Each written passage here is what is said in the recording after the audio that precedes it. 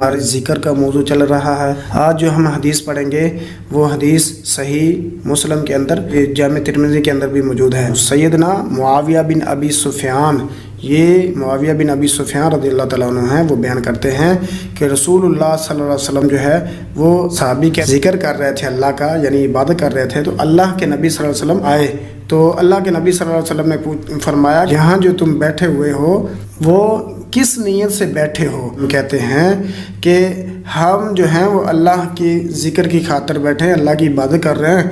دوسرا اللہ کا شکر ادا کر رہے ہیں، اللہ کا شکر ادا کر رہے ہیں کہ اللہ تو نے ہمیں اسلام کی ہدایت دی اور ہم پر احسان کیا۔ ایک اللہ کی عبادت کر رہے ہیں، ذکر کر رہے ہیں، دوسرا اللہ کا شکر ادا کر رہے ہیں۔ شکر کون سا ہے؟ کہ اللہ تو نے ہمیں اسلام کی ہدایت دی ہے، پر اسلام کی نعمت جو دی ہے ہم اس کا شکرانہ ادا کر رہے ہیں۔ تیسرا یہ ہے کہ جو اللہ تعالیٰ نے احسان کیا ہے اس کا بھی شکرانہ ادا کر رہے تھے۔ تو نبی صلی اللہ علیہ وسلم نے فرمایا کیا تم واقعی اس نیت سے بیٹھے تھے کہ اللہ کا ذکر کر رہے تھے، اللہ کی عبادت کر رہے تھے اور شکر ادا کر رہے تھے اللہ کی نعمتوں کا؟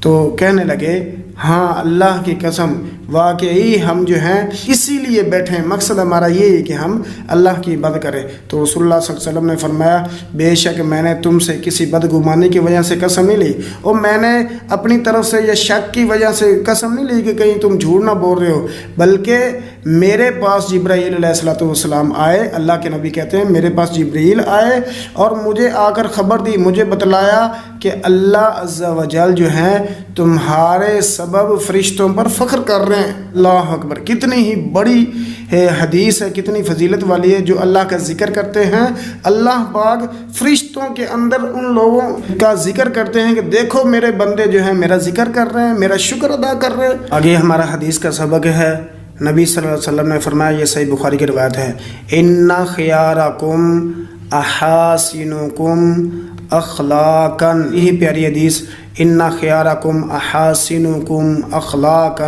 ترجمہ اس کا یہ ہے کہ تم میں بہترین وہ آدمی ہے جس کا اخلاق جو ہے وہ سب سے اچھا ہے، جس کے اخلاق اچھے ہیں۔ تو اپنی گفتگو، اپنا اخلاق اچھا کر لیں۔ اللہ کے نبی صلی اللہ علیہ وسلم نے فرمایا جس کا اخلاق اچھا ہے وہ سب سے اچھا ہے۔ ہمارا عربی گرامر کا سبق ہے، عربی سے اردو بنائیں گے۔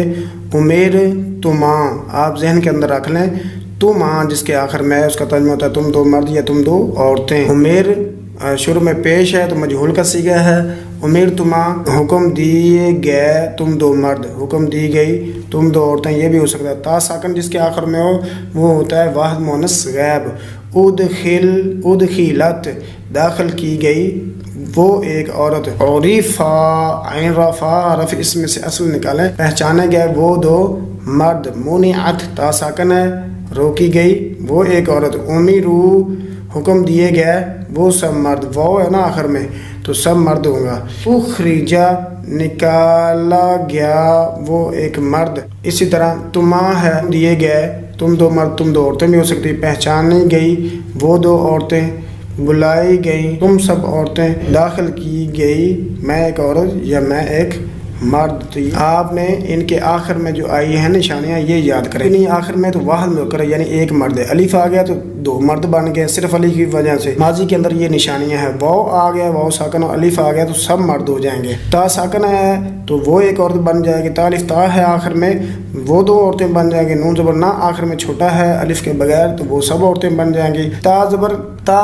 ہے تو ایک مرد، تما ہے تم دو مرد، تم ہے تم سب مرد، تی ہے تو ایک عورت، تما ہے تم دو عورتیں، تنا ہے تم سب عورتیں، اور تو ہے یہ میں ایک مرد یا میں ایک عورت کے لیے میں ترجمہ ہوگا۔ اور نون الف نا لمبا ہے تو پھر ہم دو مرد، ہم دو عورتیں، ہم سب مرد، ہم سب عورتیں ان کا ترجمہ ہوگا۔ تو آپ نے ان کو دیکھ